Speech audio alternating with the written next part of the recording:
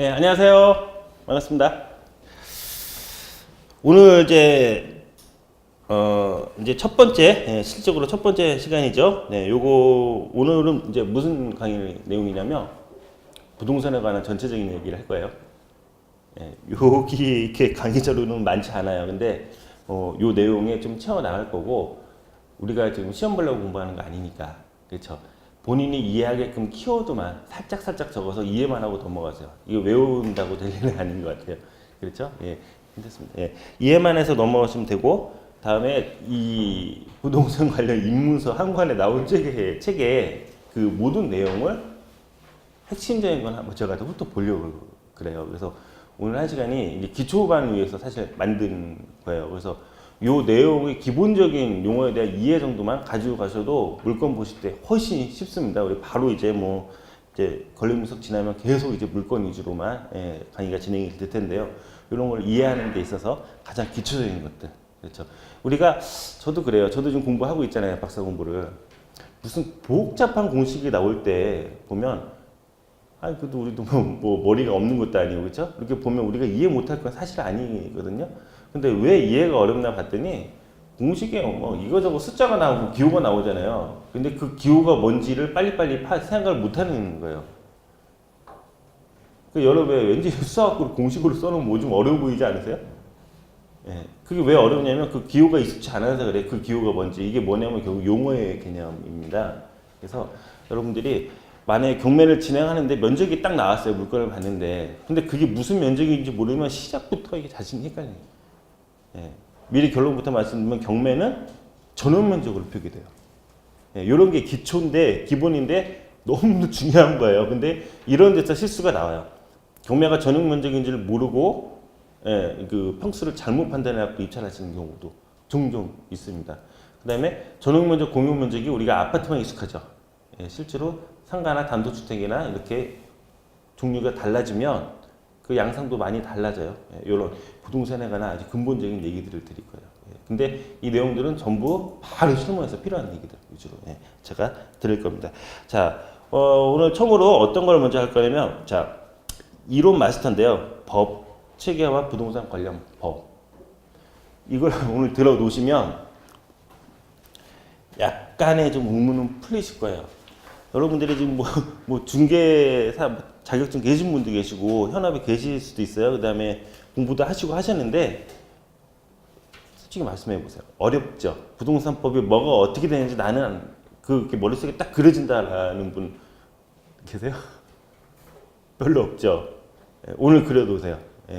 오늘 그려놓으세요. 이거를 그리려면 어떻게 하냐면 우리가 시험 보는 게 아니기 때문에 이걸 그리다가 세부적인 내용을 들어가면 잊어먹어요. 우리가 나무를 보지 수를 보지 결판을 내야 된다고요. 그래서 일단은 순만 보겠습니다. 근데 법에 대한 이해가 좀 전제가 돼야 돼요.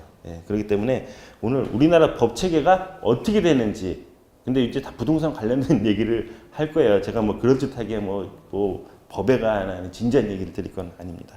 자, 우리나라 법 체계. 일단 법이 뭐예요, 여러분? 빨리 대답이 안 나오죠? 법이고 법이지 뭐. 그쵸? 국회에서 제작하는 법. 맞죠? 그러면은, 지방의회법은 어떻게 해요? 법이에요? 조례죠. 법이 아니에요? 지켜야 돼요, 안 지켜야 돼요? 무조건 지켜야 돼요, 안 지켜야 돼요? 지켜야 돼요. 법이죠. 그러니까 이런 게 이제 헷갈리는 거예요. 용어에 대해서. 오늘 법에 대해서 알려드릴게요. 자, 우리가 생각하는 일반적인 법. 이건 어디서 제정합니까? 국회가 제정하죠. 그러면 우리가 뭔가 어디서 법 얘기를 들을 때 법 몇 조 몇 항 이렇게 얘기를 하죠. 이 법은 뭐예요? 법이요. 국회에서 제정한 법이에요. 그냥 이 법이에요. 이게 다예요. 그 다음에 법 밑에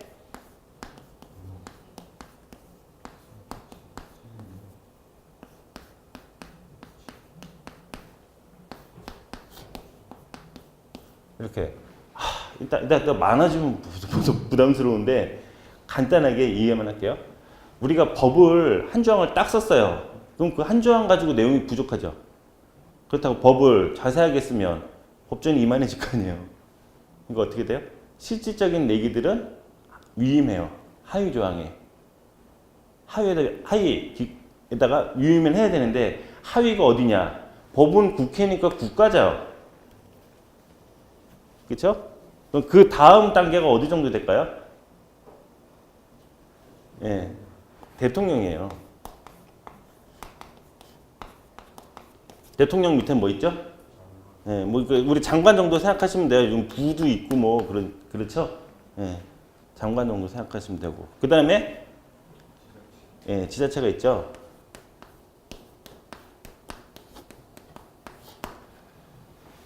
사실 요거에 또 시행규칙이 또 있어요.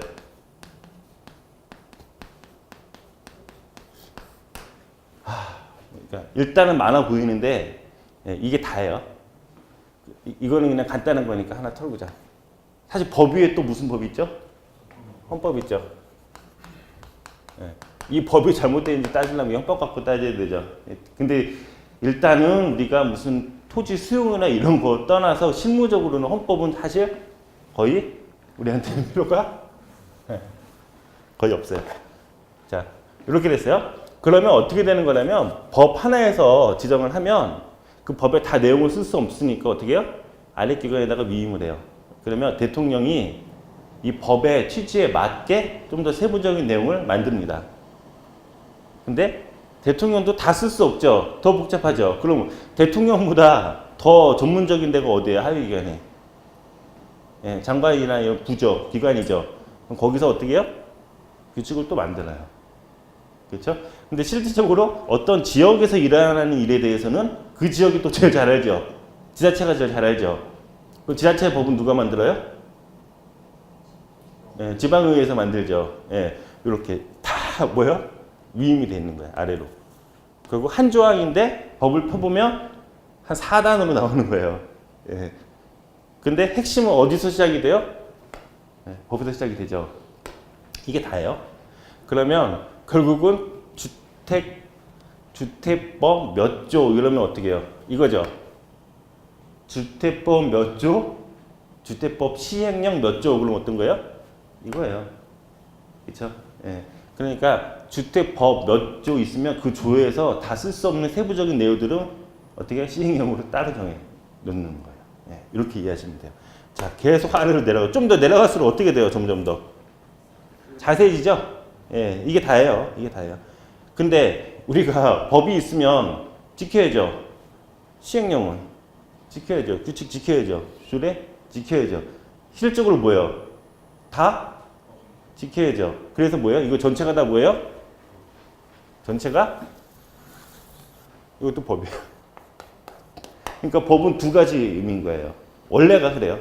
예, 실제로. 이거 이론적이고 진짜 이런 거예요. 국회가 만든 이 법을 법이라기도 하고요. 이런 일련의 조항, 우리가 반드시 지켜야 할 모든 게 다 뭐다? 법이에요. 이해 가셨죠? 네. 그러면 이제 우리가 부동산 하잖아요. 어디에서는 된다 그러고 어디서 안 된다 그러면 이건 돼요, 안 돼요? 안 돼요. 감각적으로. 보세요. 대체로 법을 하나 만들어 놓고요. 세부적인 건 위임해요. 우리가 가장 많이 듣는 게 뭐죠? 국토계획법. 옛날에 국토이용관리법, 뭐 도시계획법인데 합쳐진 거예요. 우리가 그런 역사는 알 필요 없고 실질적으로 국토계획법은 우리 투자하는 데 있어서 직접적으로 연관을 미치는 법이에요. 예. 자, 국계법이라고 그러는데 국토계획법에 나온 용적률, 건폐율 용적률이 있어요.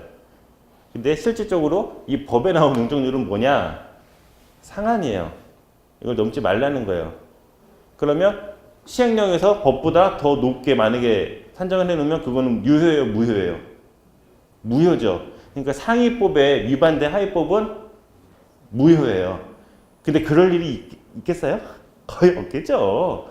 의회고 뭐고 다 전문가들이 하는 일이기 때문에 거기까지는 신경 쓰지 말자고요. 그러니까 우리가 상위법, 하위법에 대해서 무효수 여지까지는 법률인들이 하게 놔두고 우리 입장에서는 무조건 뭐야? 나쁜 쪽으로 불리할 쪽으로 법을 적용하면 맞겠죠. 그렇죠? 예. 여기서 200%인데 국토법에서 250%면 250% 주장하면 되는 거 아니야? 그런 게 아니고 부동산은 근본적으로 법 제도가 뭡니까? 규제예요. 이것만 머리 딱 내세요. 법은 뭐다? 규제다. 적어도 부동산에서는. 그렇죠? 활성화에 관한 법도 결국은 규제예요. 어느 정도까지 규제한 상황으로 활성화시키겠다는 거예요. 그러니까 그냥 법은 규제다. 부동산에서만 얘기하는 겁니다. 그렇게 생각하고 하시면 그냥 뭐든지 이해가 빨라요. 그러면 뭐든지 나한테 불리하게 해석하면 돼요. 법은. 법은 규제다. 예, 그렇게 판단하시면 됩니다. 그러면 실질적으로는 법보다 우리한테 더 중요한 게 뭐예요? 대체로 시행령이에요. 시행령에서 좀 많이 다뤄요. 예. 그리고 여기 두 개 엇박자 날 일은 거의 없죠. 대통령하고 저 장관, 정부기, 부처하고 안 맞을 가능성이 거의 없잖아요. 여기서 좀 많이 정하고 우리가 조심해야 되는 건 뭐다? 조례. 예, 요 정도예요. 부동산 개발할 때는 굉장히 중요합니다. 조례 같은 거. 예. 요렇게. 요 체계가 다예요.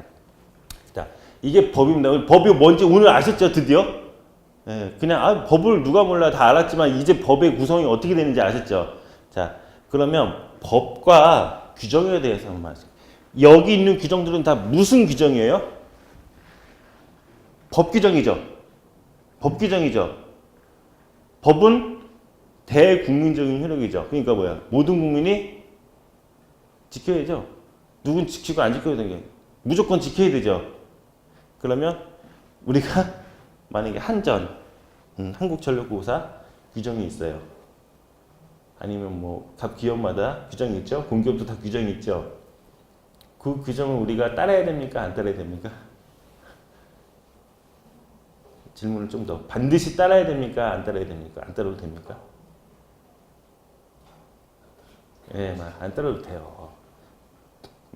여러분들 이것만 알면 앞으로 조금 싸워서 정치에서 얻어낼 수 있는 게 굉장히 많아요. 이거를 법하고 혼동하시는 거예요, 규정을. 왠지 공기업의 규정은 법 같죠? 느낌에. 근데 그 규정은 누가 거기에 있는 누가 절대적으로 따라야 되는 거죠? 직원들이죠. 우리가 그 규정을 따라야 될 의무가 있어요? 없죠. 우리 통상 미납관리비 처리하러 미납관리비나 정비요금 처리하러 가면 한전 직원은 이유 여하에 따라서 그냥 다 내라 그래요. 예, 그럼 뭐라? 아니 그런 법이 어딨냐? 그럼 뭐야? 규정사 그죠? 그 규정 우리가 따를 필요가 있다 없다? 없어요. 그렇다고 그 직원이 나쁜 직원이에요? 아닙니다. 직원은 규정대로 일을 해야죠. 자기가 그 회사에 속했으니까. 예. 이렇게 이해하시면 돼요. 그러면 무조건 따라야 될 건 뭐밖에 없다? 법밖에 없는 거예요. 법은 대국민 효력. 규정은 뭐야? 그냥 서로 잘 하려고 만들어 놓은 거잖아요. 자기끼리. 그렇죠. 그 우리가 왜 한전 업무 처리 규정을 우리가 왜 지켜야 돼요? 그렇죠. 우리는 법으로 다투는 거예요. 그래서 그 규정을 깨면 됩니다. 그래서 실제로 어떤 기관이나 이렇게 만나가지고 거기서 요청하는 것보다 법으로 다투면 이득되는 게 굉장히 많아요. 미납관리 같은 경우에는 법적으로 인정되는 원칙이 뭐냐면 사용자 부담의 원칙이에요. 그냥 단어만 하나씩 써놓으세요. 우리가 외워서 시험 볼 거 아니니까. 말 되게 쉽죠? 사용하는 사람이 내라고요. 쉽죠? 그러면 우리가 금액을 낙찰받아가지고 잔금 치르고 등기하죠? 그 다음에 이제 명도를 하는데 그러면 우리가 법적인 개념으로 보면 그 사람 나갈 때까지 쓴 사람이 있겠죠. 소유자가 됐든 뭐 임차인이 됐든 그 원래 관리비 누가 내는 겁니까? 예. 이 원칙만 딱 가지고 일단 벌써 그렇죠. 미납관리비는 사용자 부담의 원칙이에요. 예, 그렇죠. 그런데 이제 공용건물, 집합건물 같은 경우에는 공용 부분이 인수되는 판례가 있다는 거죠. 예, 요 정도 이제 주의하시면 되는 거예요. 그러면 집합건물이 아니다. 만약에 공장이에요. 전기 엄청나게 썼겠죠. 안 냈겠죠. 낙찰 받았어요. 전기금 몇 천만 원 낙찰자 보고 내라고 하겠죠. 당연히 한전에서는 우리는 못 낸다고 하겠죠. 그리고 사용자 부담 원칙을 외치면 그쪽에서 할 말이 있어요, 없어요? 없죠. 집합건물이면 모르겠지만 집합건물이 아니죠. 쓴 사람 보고 쓴 사람한테 받아라. 그렇죠? 그리고 나는 다시 정규계약 체결을 하면 되는 거예요. 그러니까 생각보다 이런 이론적인 법하고 현실하고 되게 가까워요. 예, 이 정도의 개념을 이해를 하시고 있으면 이제 앞으로 일하실 때 굉장히 편리하실 거예요. 여기까지 혹시 질문 있으세요?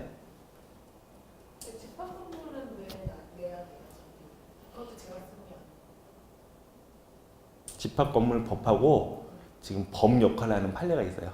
예, 그건 이제 수업 시간에 한번 다음에 정확히 말씀을 드릴게요. 그러니까 이 집합건물법에 위임 인수되는 쪽으로 볼 수 있는 조항이 있고요. 그다음에 그거보다 대부분 판례가 하나 있어요. 예, 큰 판례가 하나 있어요. 바뀔 수 없는 판례가 있어요. 그래서 그거는 이제 낙찰을 받았을 때 맨수인이 인수하는 걸로 공용 같은 경우에. 그래서 실무에서도 다 이 관리사무소도 다 그렇게 일을 하고 있습니다. 실제로. 예. 근데 요것도 상황이 안 맞으면 한번 다퉈볼 만해요. 재밌어요. 아, 일이나 제대로 하면서 공용관리비를 인수시키면 되는데 일도 안 하면서, 그렇죠? 관리사무소가 업무 태만하면서 낙찰자한테 다 물리는 건 아니죠? 예, 이런 것도 다퉈볼 만한. 이렇게 깊어지면서 이게 고급인 거예요. 근본은 기초반이나 고급반이나 큰 차이는 없어요. 근본은 똑같아요. 똑같습니다. 조금 더 들어가냐 마냐 그 차이인 것 같아요. 자, 그러면 이제 개념만 앞으로 여러분들 이제 무슨 뉴스는 어디서 법이 나오고 부동산법이 바뀔 때 이제 이런 개념에서 이해하시면 되게 쉬워요. 주택법이라고 들어보셨어요? 예. 주택법에 어떤 내용이 있죠? 원래 주택법의 전신은 주택건설촉진법이라고 주택을 건설하는 관련된 내용들이 있었는데 지금 청약에 관련된 내용이 주택법에 있죠. 예. 근데 청약에 관한 세부적인 내용은 주택법 시행 0에 또 막 이렇게 가 있죠. 그 다음에 실질적인 내용은 누가 하냐? 관련 규정이 있죠. 예, 공급에 관한 규칙이 있죠. 주택 공급에 관한 규칙 들어보셨어요? 안 들어보셨어요? 분양받으신 분들 되게 많이 들어보셨을 거예요. 공급에 관한 규칙, 청약에 관한 내용도 다 여기 있죠. 누가 해요? 장관. 이제 정체가 밝혀졌죠. 우리가 듣는 법에 대한 내용들이 이게 어디에 있는 거였는지 이제 이 개념에서 보면 다 들어오는 거예요. 그 다음에 여기서 조금 더 나가면 이제 무슨 지침 관련 규정들이 있어요. 예, 그것도 아마 이 정도 수준에서 보면 됩니다. 그런데 어때요? 우리 입장에서는 이유, 여하, 불문 다 지켜야 되잖아요. 이거 법이에요. 간단하게 생각하면 그렇게 돼. 자, 주택법이라는 게 있어요. 주택법에는 뭘 규율하냐니까 주택 건설에 관한 내용들이 있는데 이 공공재랑 우리가 이제 그 일반 부동산하고 이 공공성이 좀 강화되는 거하고 이 말씀 이해만 하시면 돼요. 이거는 적어놓은 것도 안 돼요. 대단지 아파트를 짓는 거하고 빌라 한 동 짓는 거하고 그 지역의 영향력이 어떤 게 큽니까? 그렇죠? 대단지면 도로도 있어야 되고 학교도 있어야 되고 어때요? 그냥 감각적으로 느끼세요. 공공성이 있죠? 대단지 아파트를 막 지면 되겠어요? 안 되겠어요? 안 되죠. 그래서 대단지 아파트를 볼 때는 이게 아파트를 지을 공간이에요. 이게 부지입니다. 그러면 이 안에만 어떻게 배치를 할 건지 배치랑 공간만 안에만 신경을 쓰는 건 무슨 요소예요? 건축적인 요소죠. 건축 설계. 그리고 제가 대단지라 그랬죠. 한 3,000세대 돼요. 그럼 영향력이 크죠. 이것 때문에 차 막힐 수도 있고 그렇잖아요. 이런 규모가 커지면 어떻게 돼요? 주변까지 감안을 해서 건물을 지어야죠. 이런 단지가 아주 많이 들어와요. 그럼 도시 같은 성격이 되죠. 그러면 어떻게 해요? 이게 서울이면 어딘가에 신도시처럼 이런 단지가 수십 개가 들어와요. 하나의 또 도시죠. 이럴 때는 얘가 아파트 단지, 개발 단지뿐만 아니고 전체 도시 개념에서 서울하고의 도로 광역적인 연장 여기까지 생각을 해야 되죠. 공공재가 맞죠. 예, 결국은 개개인한테 팔아먹어서 아파트 주인이 하나씩 들어갈 거지만 개혁 단계에서 굉장히 공공성이 강한 거예요. 예, 이겁니다. 자, 이건 제가 내용을 좀 너무 펼쳤고 영향력이 있죠. 3,000세대를 친다 주변에. 이거는 어때요? 도시계획적인 요소예요. 도시적인 측면입니다. 그러니까 규모가 큰 거는 어때요? 이 바깥까지 좀 감안해서 허가를 내줘야 되죠. 규율을 하려니까. 예, 그렇죠. 그럼 어딘가에서 규율을 해야 될 거 아니에요. 그걸 아파트 같은 경우는 어디서 규율했냐? 법 시행령 규칙 중에서 뭐요? 주택법 시행령 시행규칙에서 쫙 해놨어요. 사업계획 승인에 관한 얘기를 적어놨어요. 자, 그러면 그냥 부동산이 규모가 크다는 이유만으로도 조금 더 신중해야 되죠. 맞죠? 예. 그러면 규모가 큰 게 도대체 기준이 있어야 되는 거니까 우리가 지금 선거가 19살이에요, 20살이에요. 저 헷갈려. 19이라고도 마지막에 들었는데, 그렇죠? 기준이 있어야 되죠. 우리가 뭐 한 살 차이로 언제 성인이 되고 갑자기 하룻밤에 성인이 되는 건 아니지만 우리가 1년을 나누듯이 기준이 있을 수밖에 없잖아요. 그러면 아파트 같은 경우에는 어느 정도 규모면 좀 큰 걸로 봐야 되냐? 그게 몇 세대예요? 30세대입니다. 30세대 넘으면 주에 영향이 있으니까 까다롭게 인허가를 하겠다는 거예요. 길도 필요하면 넓혀야 된다는 거고 여러 가지를 보겠다는 거죠. 그러면 따로 규율을 하죠. 어디서 규율해요? 주택법에서. 안 외워도 돼요. 이해만 하세요. 주택법에서. 근데 우리가 통상 건물 무슨 조그만 상가 건물이라든가 단독주택을 쳐요. 우리 어떤 법이 적용될 것 같아요? 많이 듣던 법, 맨날 듣던 법. 건축법이죠. 이제 벌써 헷갈리죠? 건축법은 뭐고 주택법은 뭐야? 헷갈리죠? 규율 대상이 틀려요. 우리가 건축법은 뭐예요? 아유, 뭘 밖에를 봐. 집 한 채 짓는데 안에만 건축적인 요소만 잘 신경 쓰면 되잖아요. 건축법은. 그러니까 우리가 전원주택 하나 지으려면 건축법의 내용만 따르면 돼요. 근데 30세대가 넘어가는 공동주택을 짓는다. 그러면 법에서 따로 규정했죠. 어디서? 주택법에서. 이런 식으로 강화가 되는 거예요. 그럼 여러분들이 뭔가 투자할 때 일단은 30세대가 안 되면 이건 뭐 건축법 가지고 허가받으면 되는 거네. 이런 식으로 생각할 수 있겠죠. 30세대가 넘어서면 이거는 내 맘대로 못하는 거구나. 내 맘대로 부셔도 안 돼요. 아파트가 만약에 100세대인데 100세대 주민이 야 이거 부시자. 이거 부시는 거 아니에요? 그렇게 할 수 있는 거 아니에요? 왜 상식적으로 내 거니까 부실 수 있죠. 아니 내가 전원주택을 하나 졌어요. 새로 졌는데 마음에 안 들어. 내가 부셔버려. 돼야 안 돼요. 되잖아요. 내가 내 거 부시는데. 그렇죠. 근데 규모가 커지면 어떻게 돼요? 공공적인 성격이에요. 관리까지 해줬죠. 주택법에 의해서 인허가까지 사업계획 승인이나 인허가까지 해준 거예요. 그러니까 공공성이 크기 때문에 관리를 했다는 거죠. 자, 이렇게 보는 거예요. 그러면 우리가 투자를 할 때 보면 간단하게는 그 땅에 대한 내용, 지역, 지구, 구역 이런 내용들이 있고요. 거기에 어떤 대규모 개발이 들어올 때는 우리가 생각하는 건축법 이상의 여러 가지 법정들이 같이 맞물려서 와요. 실제로 아파트를 하나 사업계획 승인 받아서 지려면요 수십 군데의 협의 공문이 돌아가요. 각 부서에 하다못해 뭐 하수도, 하수도 경찰서, 소방서, 뭐 학교 우리가 생각하는 그 뭔가 아파트가 들어갈 때 관련된 모든 부처에 다 들어가요. 왜냐니까 여기다 이거 지어도 돼? 당신들 의견 내쇼. 그럼 교육청에서 만약에 여기 학생들이 이렇게 들어오는데 학교가 없어. 못 줘. 그럼 뭐예요? 못 줘요. 되게 심플하죠. 위험한 거예요. 그렇게. 그래서 나름 그래도 허가 받느라고 받아서 진 건물들이 다 이런 건물들인 거예요. 자, 그러면 이게 규모가 크면 개발이 어렵다고 생각하잖아요, 지금. 맞죠? 일정 부분 맞잖아요.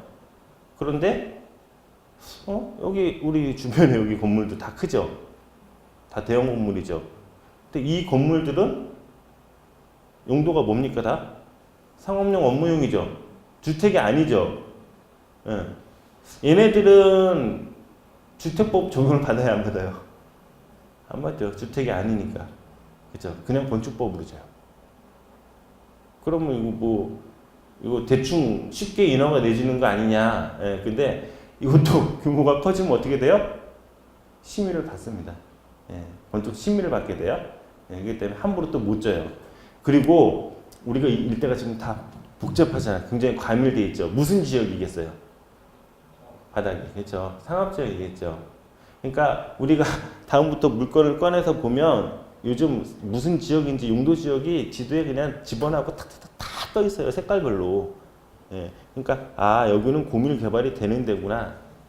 안 되는 데구나. 이런 걸 판단할 수 있게 굉장히 지금 시스템이 너무 잘 되어 있어요. 알려드릴 수 있는 사이트가 굉장히 많습니다. 그렇죠? 그래서 요거 감안하셔가지고 그러면 건축법에 의해서 짓는데 뭐 어떤 규모가 되면 건축 심의를 받아야 되니까 조금 까다롭겠구나. 근데 왜 이렇게 높이 막 내주지?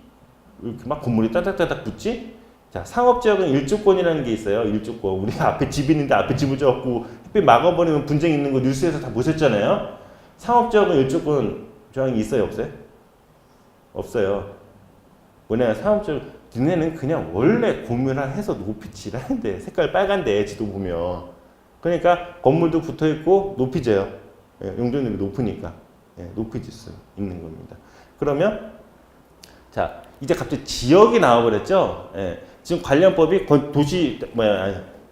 국토계획법 나왔고 그다음에 규모가 좀 있는 거 주택법 나왔고 그렇죠. 이제 국토계획법상의 용도 지역 지구 구역에 관한 얘기를 좀 간단히 드릴 거예요. 이게 땅의 가치에 대한 얘기입니다. 근데 사실 미리 알고는 드세요. 공부에 빠지면 안 되는 게 이거 지금 시험 보는 게 아니고 이거를 외워서 이걸로 돈을 벌 수는 없어요. 이걸 아무리 잘해도 돈을 벌 수는 없어요. 왜냐면 그러니까 이제 제 강의의 본질이 나오는 거예요. 근데 이걸 모르면 이제 머리가 시작이 안 되니까 지금 하는 거예요. 기초반이니까. 그렇죠? 이걸로는 돈이 전혀 안 되는 건 맞아요. 예. 지금 결론부터 말씀드리면 계획관리 지역이 있고 보전관리 지역이라는 게 있어요. 모르셔도 돼요. 또 얘기할 거니까. 그러면 일반적으로는 계획관리 지역이 더 좋은데요. 개발 가능성이 높은 데고 용적률 건폐율도 높아요. 예. 근데 실제로 거기다 전원주택을 진다. 그러면 집을 딱 져서 전원주택 5년 만에 부실 거 아니잖아요. 몇십 년 갈 거 아닙니까? 그러면 어차피 그 전원주택으로 쓸 거잖아요. 용도가. 그러면 굳이 계획관리 지역일 필요가 없죠. 무슨 계획관리 지역이라고 땅에 써 있는 것도 아니고 오히려 보전관리 지역이 더 좋아요. 땅값도 싸고 보전관리 지역은 느낌이 보전이란 말 들어가서 조금 더 수려해요. 계획관리 지역보다. 전원주택은 수려한 게 좋죠. 예. 그러니까 이제 기초 핵심 이론 밑바닥에 이렇게 깔려 있지만 실무에서는 이거 유연하게 적용해야 돼요. 그래서 계획관리 지역이라도 비싸면 아무 의미가 없는 거고, 그렇죠? 보전관리 지역이지만 가격이 좀 싸면 이건 사야 되는 거예요. 근데 우리가 계획관리, 보전관리가 뭔지 모르는 상태에서 이걸 설명할 수가 없죠. 그래서 설명하는 거예요. 이거 자체로는 외우고 아무리 해도 이거 자체로는 아무런 경제적인 투자의 효과를 볼 수는 없습니다. 자, 그래서 그냥 이외 위주로만 넘어가시면 돼요. 국토계획법, 주택법, 건축법, 자, 부동산 관련법, 이 정도 관련됐는데 실질적으로 제일 중요한 거는 토지에 관해서 국토계획법이에요. 그 다음에 이 투자 물건, 건물에 관해서는 각종 개발 계획. 각종 개발 계획은 지자체에서 시군구에서 서울시도 많죠. 그런 개발 계획들 다 어디 가면 있어요? 어디 가면 있어요? 다 홈페이지에 있고 기관에 다 서류가 다 있어요. 그래서 우리가 찾기가 좀 불편하게 되어 있는 거예요. 그래서 우리가 무슨 어디 개발에 관한 얘기를 막 누가 떠들 때 무슨 자료가 되게 예쁘죠. 예쁘고 막 그림도 그럴듯하게 돼 있고 그거 다 누가 만든 거냐면 다 관에서 만든 거예요. 그거를 갖다가 발췌해서 갖다 쓰는 거예요. 전체적인 기본 계획 이런 게 있거든요. 기본 계획이랑 그 이하 그 세부 계획들이 있습니다. 광역교통계획 이런 것들. 그래서 이 교통계획, 광역교통계획, 그다음에 발전 기본계획, 시군구 계획 이런 것들이 다 있어요. 그런 거를 너무 방대하죠 내용이. 그러니까 여러분이 관심되는 지역만 뽑아서 보면 되는 거예요. 각종 계획들. 그래서 전체적으로 이 정도 선에서 움직인다. 이 정도 알면 대충 이 부동산이 어떤 건지는 눈에 보여요. 근데 요게 내용이 조금 많아요. 특히 토지 같은 경우에는. 그래서 실수만 안 하게 하면 되고 우리가 중요한 건 뭐다? 경매에서 싸냐 안 싸냐. 이거 하나는 너무 심플하죠?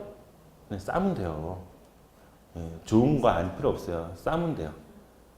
나쁘면 나쁜 거보다 더 싸면 돼요. 이거는 너무 심플하죠. 그러니까 우리가 듣던 거하고 조금 달라요. 그렇죠? 왜 투자 개발되고 좋은 데 사라고 우리가 항상 그러잖아요.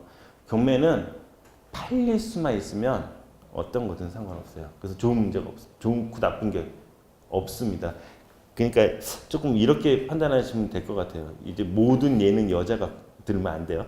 남자 가지고 들어야 돼요. 요즘 시대 분위기가. 이 남자가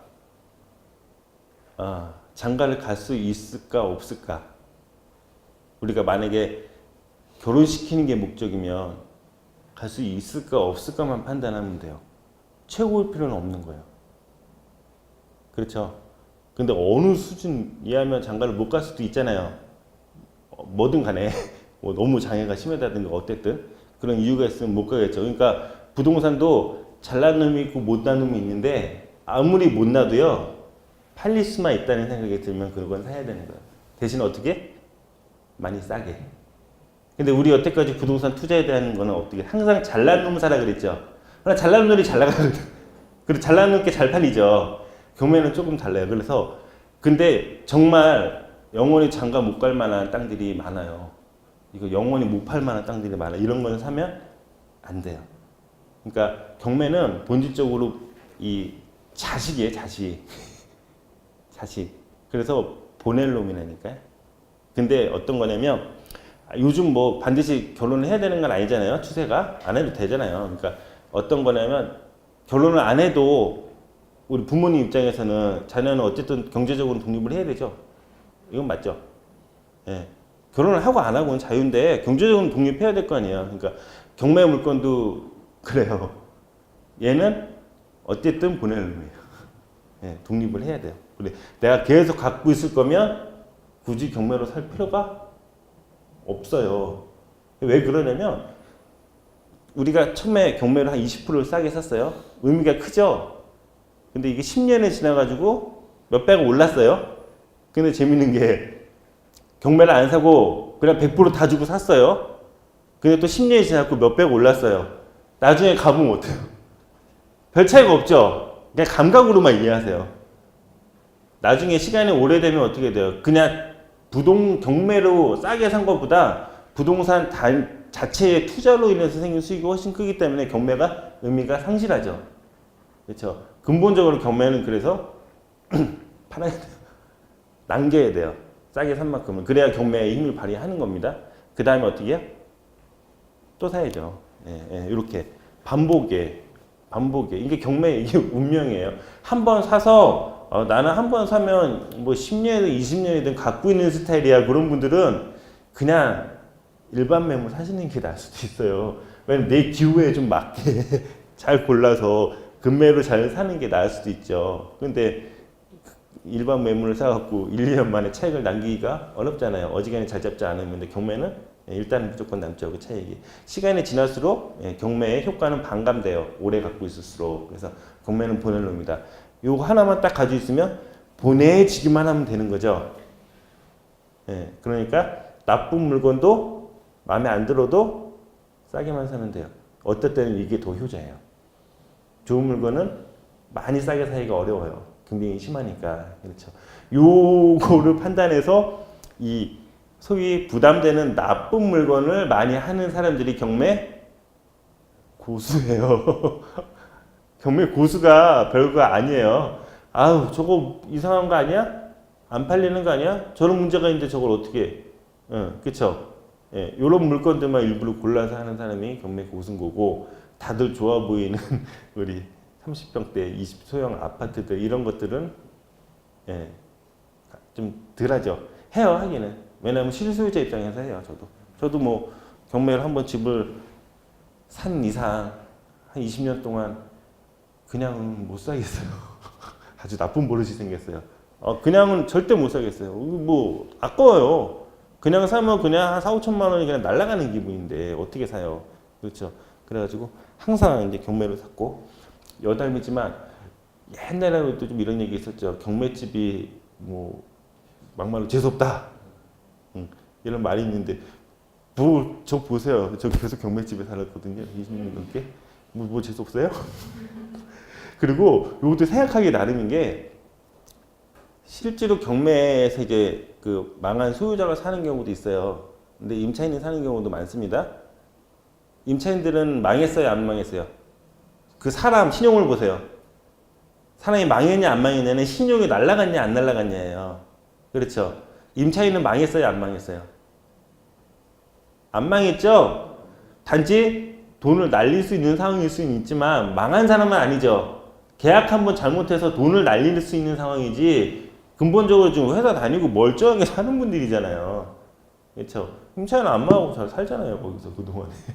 거기가 터가 나쁘면 임차인이 죽든가 임차인도 망했어야지. 그렇죠? 예, 그렇습니다. 그래서 제가 보기에는 그거는 신경을 좀 안 쓰셔도 될 것 같아요. 그다음에 지극히 조금 심하게 실무적인 말 하나 드릴게요. 그러면 행여나 나는 그렇게 생각하지 않고 여러분들이 이 일을 하니까 그런 거 떨쳐버리고 하는데 다른 사람이 그러면 문제 있지 않느냐라고 이제 이의를 제기할 수 있잖아요. 근데 실제로 팔아보니까 어떤 재밌는 일이 생기냐면 중개업 하시는 분들이 얼마나 선수해요. 사람 상황 보고 계약시키는 게 일이잖아요. 예, 중개업 하시는 분이 알아서 경매 찍은 걸 얘기를 안 해요. 그리고 마지막에 도장 찍을 때 그때 등기부를 까면서 도장 찍을 때 하니까 그때 와서는 물르질 않아요. 그러니까 경매를 샀을 때 나는 괜찮은데 누군가 이 집을 다시 살 때 깨름칙해 하지 않을까라는 걱정은 안 하셔도 돼요. 그렇게 팔았음에도 불구하고 이거는 경매를 산 건데 괜찮아 이런 얘기로 시작한 중개업소가 별로 없어요. 그리고 대부분이 등기부를 계약할 때 떼서 하지 미리 등기부 떼서 보고 계약할지 말지 이런 분들 별로 안 계시거든요. 그렇죠. 그래서 계약 당사자에 와서는 그러면 도리어 처음에는 나 경매집 기분 나쁜데 그리고 우리 주위한테 물어보면 다들 뭐라 그래요? 야, 뭐 경매집 기분 나쁘게 나쁜 얘기하지 좋은 얘기 안 하죠. 주위에서는 항상 그럴 수밖에 없어요. 여러분한테 누가 뭐 물어본다고 보세요. 여러분 막 좋은 얘기 막 해줘요? 안 하죠. 좋은 얘기 해줬는데 그렇게 안 되면 그건 뭐예요? 안 좋은 얘기는 해줬는데 그렇게 안 되면 아이고 잘 됐다 축하해주면 되잖아요. 근본적으로 누군가에게 부동산에 관한 상의를 했을 때요 8, 90%는 일단 안 좋은 얘기만 들어오게 돼 있어요. 그럼 이게 이거 경매집인데 괜찮아 그러면 열인문 열다 뭐하러 경매집을 사냐 그럴 거 아니에요. 그냥 안 하겠죠. 안 하겠죠. 그 시간 자체를 안 주는 거예요. 근데 막상 계약하러 와서 돈 갖고 왔고 통장으로 보낼 거고 도장 찍은 상태에서는 본인이 사는 사람이 먼저 그 얘기를 해요. 경매집이 무슨 상관이야. 그렇죠. 예. 그러니까 자기가 이렇게 욕하던 집단이라도 자기가 거기 들어와서 이득을 봐야 되는 상황이면 바뀌잖아요. 상황이. 예. 그러니까 이런 측면인데 그래서 파는데도 문제가 거의 안 되더라. 예. 그 얘기 드립니다. 예. 실제로 경매 자체도 저는 그냥 전혀 상관없는 것 같아요. 경매집이 뭐가 다른지 정말 누가 설명 좀 해줬으면 좋겠어요. 저한테 똑같아요. 아무 문제 없습니다. 그리고 그 뭐 풍수지리 같이 털어보면 우리가 3층이면 사실 1층부터 15층까지 다 안 줘야 되잖아요. 그거 어떻게 설명을 합니까? 그냥 기분이에요. 기분인데 그런 기분을 가진 분한테 또 너는 왜 그런 기분을 가지냐고 따질 건 아니죠. 뭐 그렇다는데 제가 그걸 왜 그걸 따져요. 그렇죠? 근데 그거조차도 중개업소에서 알아서 잘 해결해 주더라. 걱정 안 하셔도 됩니다. 자, 법칙에 관련해서 궁금하신 거 있으면 체크해 두셨다 또 물어보세요.